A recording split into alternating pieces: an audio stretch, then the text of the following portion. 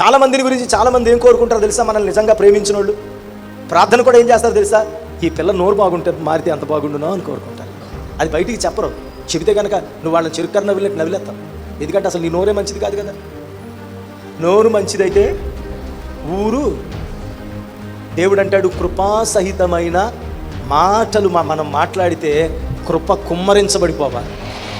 ఒక శుభవచనం నీ నోట వినబడితే దేవుని బిడ్డలారా, అనేక మంది హృదయాలు గంతులు వేస్తాయి. కొవ్విన దోళ్లు గంతులు వేసినట్లుగా గంతులు వేస్తాయి.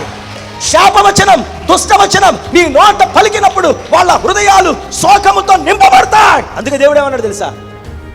వినడానికి వేగిరపడు, చెత్తా చెదారం వినే. ఎందుకు? ఈ చెవితో విని ఈ చెవితో వదిలే ఆప్షన్ ఉంది నీకు. దీనికి మాట్లాడేది మాత్రము నిదానించుకుని ఆచితూచి మాట్లాడండి అన్న.